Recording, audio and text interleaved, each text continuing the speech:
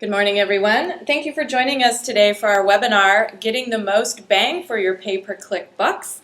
I'm Jill, and with me today is Me, and we are part of the VR marketing team.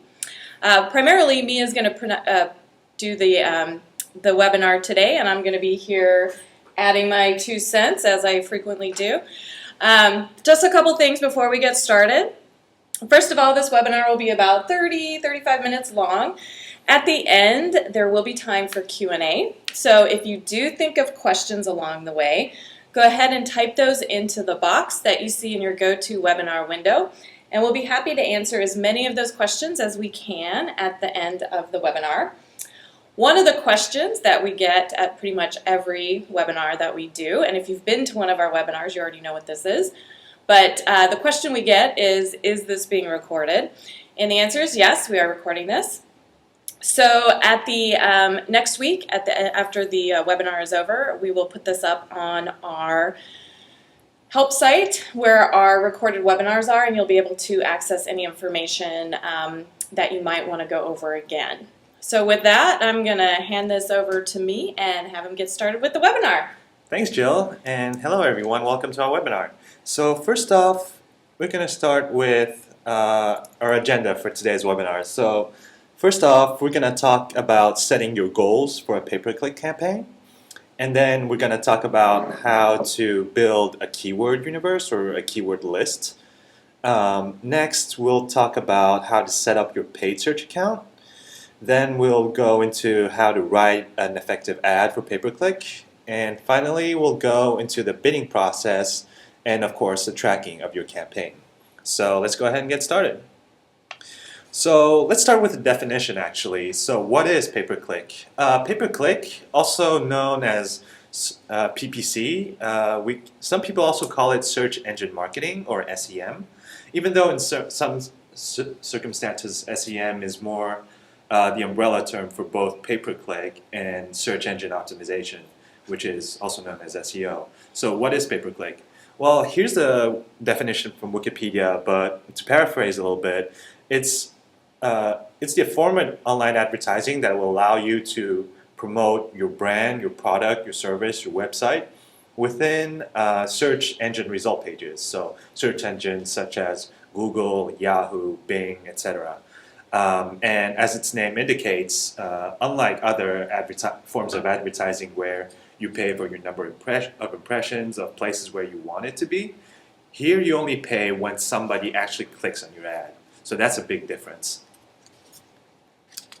So here's a typical search engine result page. I picked Google here, I'm sorry. So on the top and the right-hand side, you can see pay-per-click ads. So those are what you pay for in order to get. So in this example, I typed VerticalResponse as my search query. And so VerticalResponse, thankfully, appears right on top. It's the first visible ad. And on the right, you can see all our competitors. And below that are what we call natural search results. So those are optimized thanks to search engine optimization, SEO. So today we're going to focus on pay-per-click though. So let's start off with setting your goals. So it may seem like a no-brainer, but as with any marketing campaign, it's very important to set objectives right before embarking on your PPC adventure. So whether you're trying to generate more traffic to your website, more sales, or generate more leads, you need to determine that right off the bat. Because without a clear purpose and understanding of the data that you'll be getting, it's going to be very easy to get caught up with PPC because, like I said, you will only pay once people click on your ad, so that makes it pretty cheap to begin with. But as time goes on, if you lose control of your PPC campaign, those small amounts of money will start stacking up in a hurry, and before you know it, you'll be digging yourself into a hole. So be really careful about that and set your objectives right off the bat. But the big advantage with PPC is that it is super flexible. You can pretty much make changes to your campaign on the fly, or even shut it down entirely if need be, if you need to take a step back and reevaluate how your campaign is doing. So it's pretty easy to adjust if the results don't really live up to your expectations. Now, building your keyword list or keyword universe. So this is the step that will pretty much make or break your campaign. So really take the time to sit down and think through what should go onto your keyword list. Again, thanks to PPC's flexibility, you'll be able to change your keywords pretty much anytime. So any faux pas can be rectified. So here, pretty much the basics. Keywords can be divided into two categories between brand and non-brand. Non-brand also being known as category keywords. The brand keywords, they're those that are directly connected to a company. So it could be your company name, name of your product or services, any trademarks that you may have. So in the example you see on the slide, we took vertical response. So obviously vertical response would be a keyword for us. Roost would be a keyword, vertical response for App Exchange or for Salesforce, the VR Buzz, which is the name of our newsletter, the VR blog, and so on and so forth. For the category or non-brand keywords, these are the more generic terms that can be used to describe what you do. So they're also the ones that you and your competitors will be most likely be battling for. So for example, in our case, it would be terms like email marketing, social media, event management, direct mail, or surveys. So the types of products that we offer or services, but as you saw on the couple slides before, it's now also fair game to compete for brand keywords. So as you saw when we typed in vertical response, we saw a list of our competitors show up there, which means that they're also bidding on our brand keywords. So keep that in mind. So for PPC though, I've been using the word keyword for the last few minutes, but it's really a misnomer because you want to be able to list entire phrases that match as closely as possible to whatever users will be typing their search queries. So for example, if you're a small business and you don't know what would be the best email marketing tool that most suited to you, you might just go in Google or Yahoo and just type in best email marketing tool for small businesses. So that's a whole phrase. And same thing, if you're looking for a social media management tool, you could go and see top 3 social media management software. So I know it sounds like the possibilities are endless because searchers can be really creative in what they type. But really don't be afraid because neither you or your competitors are going to be able to cover all the keywords or key phrases out there. So yeah, don't be afraid. Also, keep in mind of all the different typos that people are going to make when they type in their query. So make sure to add them as well into your bucket of keywords. So for example, again, in our case, a lot of people tend to type vertical space response instead of all attached. Or they might just make a quick typo and typing email marketing instead of marketing. So try to keep those in mind as well. Now, once you have your keywords, let's go into the different matching options. So this will happen once you actually set up your PPC account, but I want to bring it up here.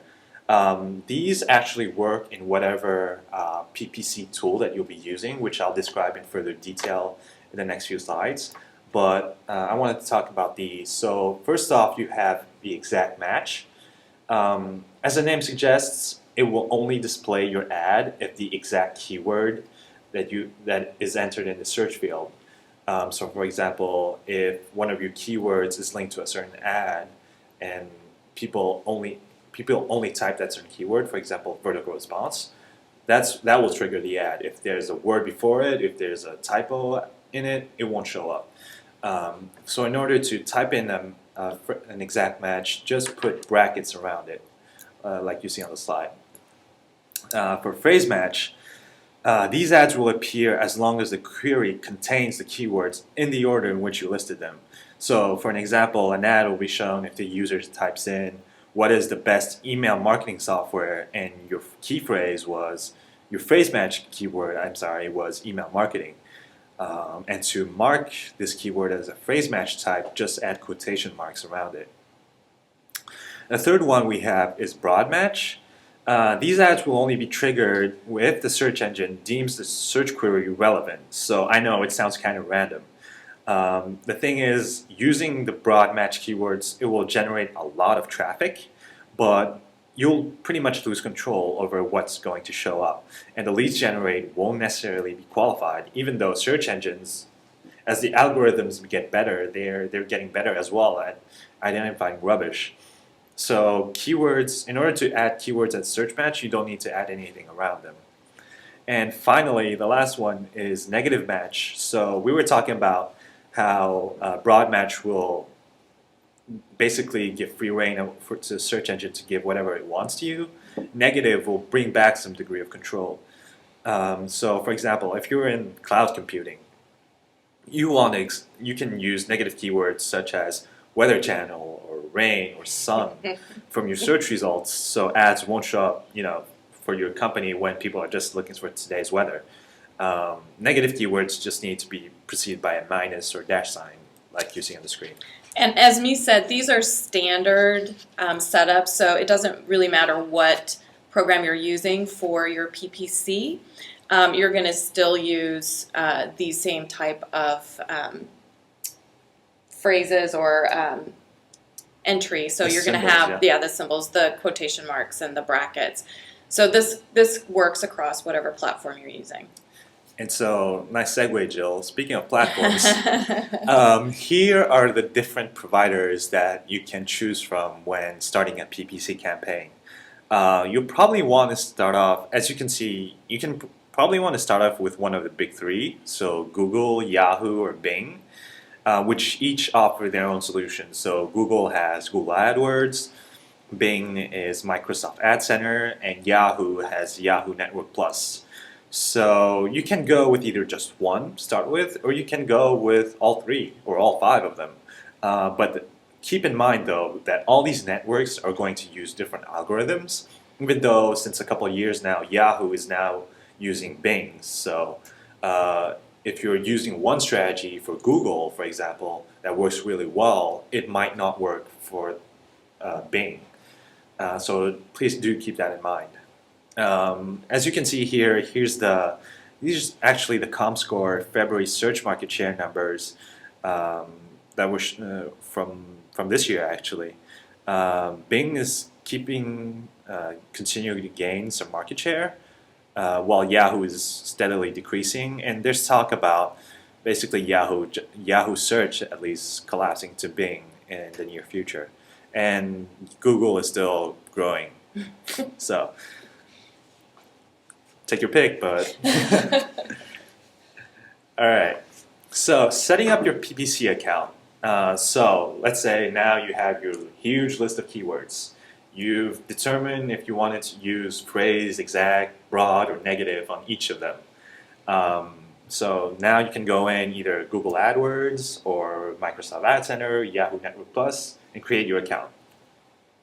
So first off, you'll be asked to divide your keywords into either campaigns or ad groups. So here's actually how the account is structured. You'll first be asked to add a campaign. And so what I would recommend for you is to stick to one campaign per goal that you set. So let's take an example of a winery. You probably know, if you've been following our webinars, we're big wine fans here. So don't be surprised by my example. So if you're a winery, and you sell different products. So, for example, red wine, white wine, rosé. I would recommend sticking to one campaign for products. So you would create one campaign for red wine, one campaign for white wine, and one campaign for rosé. Then, within your campaign, you'll have different ad groups, and within each of these ad groups, I would recommend is to organize them by either common theme or product or service. Ideally, 3 ad groups per campaign. So as you can see, within each ad group, that's where you drop the buckets that correspond. So let me dig a little deeper into my wine example, just to make it a little more concrete. So let's say your campaign is red wine. And you have 3 different products within red wine. You have Syrah, you have Merlot, and you have Pinot Noir. So to each of these ad groups, you're going to attach the keywords that correspond to each of them. So for example, for Syrah, well, obviously you want to use the word Syrah because that's the name of your product. But then you're going to use Shiraz, which is a variant of Syrah. You can add Dureza, which is the name of the grape, and also maybe a category brand term such as dry red wine, because Syrah is usually dry. And same thing for Merlot. For Merlot, you can add Bordeaux, because that's where the grape is grown. You can add, well, obviously the name of the wine, and also the fact that it's a fruity red wine. And finally, Pinot Noir. So the name, Pinot Noir, name of the grape, black grape, and light red wine. And again, you can add key brand terms and remove any negative keywords. So from our slide earlier where we had brand and category keywords, these would basically be category keywords, and then you would actually put in brands that go in there. So if you have a name for your Syrah or for your winery, you would also include that in these buckets. Is that right? Definitely, exactly. So yeah, that's our example in wine. So the other settings. So once you set up your campaign, your ad group, that's basically the bulk of your PPC account. Now let's dig in a little deeper. First off, you have networks, devices, and extensions. So these settings will allow you to keep a close eye on your budget and where your ads will be served. So regarding the networks, you have two options. My suggestion would go between either just having one campaign run on one network. So the two networks are either content or search, but don't have one campaign running on both. Delivery. So here's where you have the option of either letting the search engine do the work for you just based on click-through rate, which is called the optimize option. Basically, that means as long as people keep clicking on that ad, the search engine will keep on serving it. Or you can run the split testing yourself, which is based on the metrics that best suit your goals, which is rotate. So that's a little more manual process, but if you have a good grasp on what what your goals are, which I hope you do, and all the segmentations that you're running, I would advise running with rotate, since it's less random and you have more control over it. Then we have scheduling. So basically, this is your on-off switch. Remember when I said that PPC was so flexible that you can even shut it down if need be? Well, this is the button. This will allow you to run and pause your campaign as you please. There's actually a little more granularity than just on and off, because you can also adjust the amount of your keyword bids. So when I mean keyword bids, I'll go into it further in our bidding section, is for each keyword you can place a certain amount of money in order to have it as high as possible within your search rankings. So this way you can adjust if you want to place more money on a certain keyword. And so depending on if there are any opportunities, for example, if there's a market mood swing that feels like, oh, people are using that keyword a little more than usual, or depending on seasonality, or if you're running an advertising or promotion campaign, this way you can actually play a little more with your bidding. And finally, last but not least, you need to choose who is going to see your ads. So you can, within this audience, you can choose geography, so country, city, or even define certain specific areas. So, for example, if you're a winery based in Sonoma, and you want to sell your wine to people within the Bay Area, but you don't want to go compete with the people in Napa or the people in South Bay, you can just fix a 30-mile radius around San Francisco, but exclude the 10-mile radius around Napa or around South Bay. So that's an example. You can also, based on language, obviously, if you have different ads in different languages, you can run the French ones in France, or English, Mandarin ones in China, or etc. So now that you're done with your settings, it's time to set up to write an ad that will have people actually click on it. So here's this is my older example with the vertical response, the top ad that showed up. And as you can see, there are different components to this ad. So first off, you have the ad title. So the ad title is 25 characters maximum. Please make sure to include keywords in your headline, because so let's say you're looking for vertical response, or you're looking for templates. Make sure to include those keywords within the ad title, because that's the first thing that people are going to look at. if they typed in email templates and they don't see it within the ad title, they're not going to click on it because they're going to think it's not relevant to them. Next, you have the description. Description. Here you only have one line, but you get to actually use 2 lines when you write an ad description. And each line can be 35 characters maximum. So what you want to do is relate what you say in this paragraph to whatever the landing page that you'll be directing people to in order to stay consistent. Just make sure to get straight to the point, deliver the most relevant information about your business, your product or services, depending on the search query, of course, and always include a strong and enticing call to action. So in our case, if you click on this ad, that means we'll give you 100 free email credit, and so you can try it for free. The display URL, which is, as you can see, between the ad title and the description. So it's 35 characters maximum, and as the name indicates, this is the visible web address that will show below the description, above the description. So you can either type in your homepage or whatever relevant product service page that is most relevant to the search query. Just make sure it's short enough and clean. And besides, we all know all your URLs are clean anyways, right?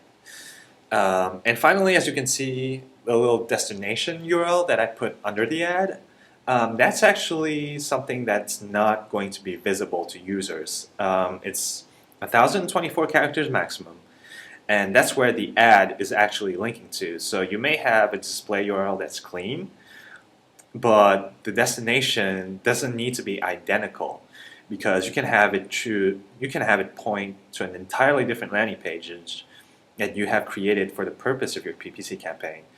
And that way it can be a little less clean, and it can be tagged with any referred by codes that you may have assigned to this particular campaign. Now, bidding. So as the name indicates, bidding in PPC is pretty much like bidding in an auction, or pretty much gambling. You are going to place a certain amount of money on certain keywords that in turn have certain ads attached to them, and in function of how much money you put, the higher your chance of ranking are. So each advertiser can set a monthly budget and also a maximum cost per click by keyword. So we've seen budgets really ranging either from $50 a month all the way to $500,000 a month, and even more. Yeah, that's you better be confident in your PPC to run things like that. Just a few benchmarks for you. Some numbers that I found from 2011. The average cost per click was $1.04, and the conversion rate was 5.3%. And the cost per acquisition was $19.74. So, and also I want to point out this metric, which is the invalid click rate. It's pretty remarkable because it was at 10.9% last year in 2011. So that means either people are trying to defraud advertisers by running scam sites, or maybe just Google has gotten better at detecting any illegal activity going on. So there you go. Getting rid of spam, all good. And the rise in cost per conversion, like I said, 19.74, might be a result of change in business mix, so improved ad positions or rise in competition. So as more and more businesses, such as yourself, I hope, discover the benefits of PPC advertising, it's really become necessary for advertisers to, really squeeze the most juice they can out of every click. So there you go. So enough with the numbers. More strategy. So let's choose your weapon for bidding. So you have three options. First is manually bidding. So like I said, you yourself go in and based on your metrics, on your conversion rate and your goals that you set, go ahead and choose which keyword, or how much money, which keywords you want to focus on. The conversion optimizer is basically a half and half between you controlling the bidding and you letting the search engine do it. And finally, budget optimizer is all search engine. Basically, with whatever budget you give to the search engine, it's going to run with it. At first, it might seem a little random, a little risky, but if you're not too well versed in PPC at first, you can try it. And based on the results from that, you'll be able to kind of adjust and maybe move on to conversion optimizer, because the conversion optimizer uses historical data on top of what you do to place ads. A couple extra tips is that winners don't necessarily finish first. What I mean by that is a lot of advertisers make the mistake of always going for the #1 spot because they think that's the most visible and is going to draw the most clicks. Well, the thing with PPC is, in order to get that spot, that means you'll have to put more money on it. But as you see on the search engine results, #2 and #3 spots are not bad either, because they're pretty visible as well. And also, that means they're way more profitable, because that's less cost per click. And again, I know I've been telling you this a lot, it's all about tweaking. Again, take advantage of the fact that PPC is so flexible. You can literally make changes on the fly. It's not like when people used to run print advertising, and so once your ad was out there and if by mistake there was a typo or there was something that was offensive, they couldn't pull it back because it was already out there on hundreds of thousands of magazines or newspapers. So here in our case, if you see that one ad is not performing as well as you hoped, or is not generating the revenue that you were hoping, if revenue was your goal, you can basically go ahead, change some copy, run some tests, or just pull it all together and try to find a new strategy. Tracking. More numbers. So here are some of the key metrics to track in order to have a successful PPC campaign. So first off, impressions. So just like any advertising, this is the number of times that your ad has been served to users. And then you have the click-through rate. So same as with email, it's the number of times, your ad has actually clicked on divided by the number of impressions above. Next comes bounce rate. And that's the number of visitors viewing one page only. So they've gone to your landing page, but divided by the total number of page entries. So that will measure how effective your landing page that's attached to your ad is. The conversion rate. So these are the number of goal achievements divided by the number of visits. So again, you define your conversion rate depending on the goal you set earlier, whether it be just traffic generation or lead generation, somebody who filled out an information form, or somebody who actually completes a purchase, and so on and so forth. The cost per click. The cost per click is what you earn every time a user clicks on your ad. So like I said, PPC, the way it works is you only pay when somebody clicks on your ad, and so that's what cost per click measures. And finally, the quality score. So this is the other, aside from bidding, this is the other major factor in deciding where your ad appears in the rankings. It's basically the search engine's way of rewarding the relevance of your ad. And so what I mean by that is, going back to writing an ad, is you want to make sure it is as relevant as possible to the search query. So they're going to calculate this quality score based on click-through rate, ad content, like I said, and the quality of landing page that the ad leads to. So the formula for the quality score that most Google, for example, uses is the maximum bid multiplied by the quality score, which will give you your ad rank. More into the metrics. This is not a metric per se. I wanted to talk about the head versus long tail. So they might not be, like I said, not maybe metrics per se, but they're pretty crucial to keep track of. What do I call head? Well, head is the few keywords that account for most of your visits. So basically, when you look at your list of keywords, you see the number of clicks that they have, or number of traffic that it's generating. You see that there's a small group that really has really high number of clicks compared to the rest. So that's what the head is called. The long tail is the keywords that individually they account for little traffic, but collectively, if you add them all, they could account for a huge amount of traffic. So as you can see on the graph here, keywords in the x-axis, sorry. Or as some might say, along the bottom. Along the bottom, thank you. In a less mathy term. Sorry. Math is not my friend. And so the number of visits on the vertical axis, you can see head and long tail. So when you take a closer look at these keywords that compose the head and long tail, you'll see that oftentimes brand keywords are included in the head, while the category or non-brand keywords are part of the long tail.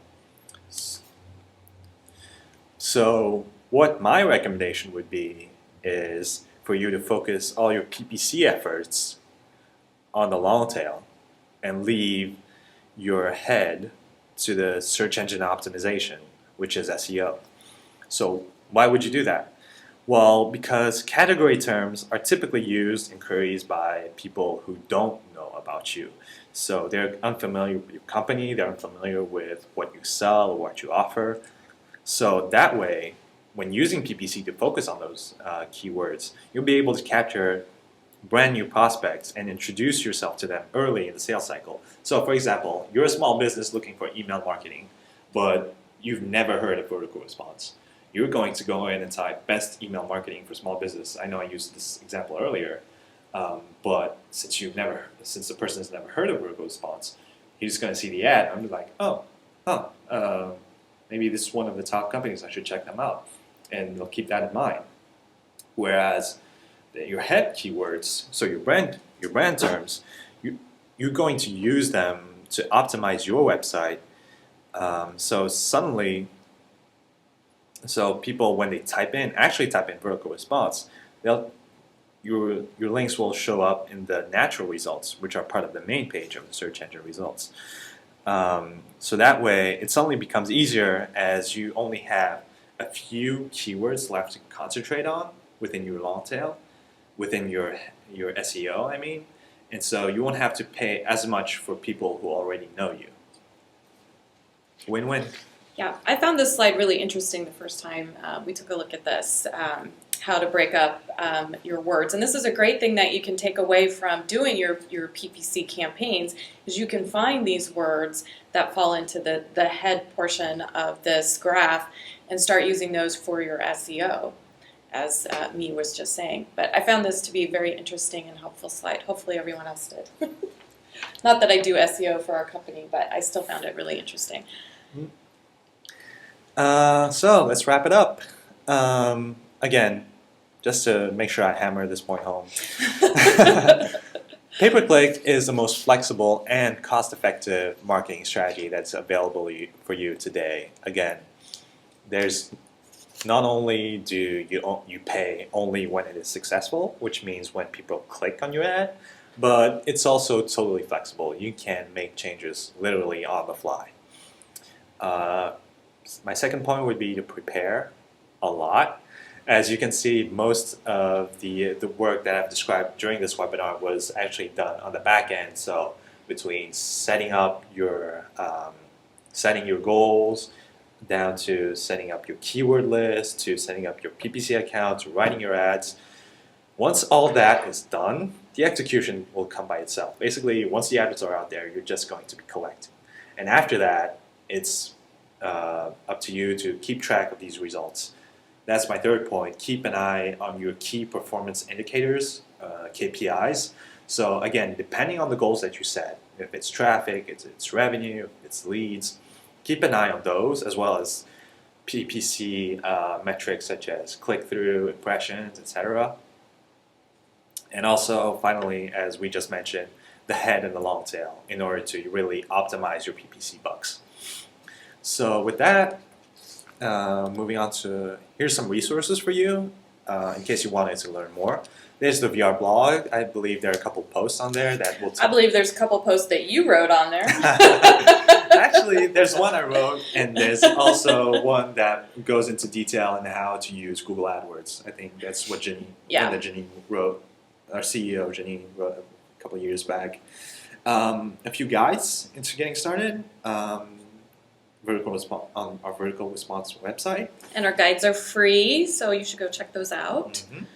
And also, you can check out if you choose to go with Google AdWords at first or Microsoft Ad Center. They have really detailed guides on how to basically get started with their accounts. And the last one is one of my favorite blogs, actually. It's written by a fellow named Avinash Kaushik, and he's pretty much metrics guru in terms of web analytics. So you can find more details on head versus long tail on his blog, or even how to track a PPC campaign and all other sorts of really web-related analytics.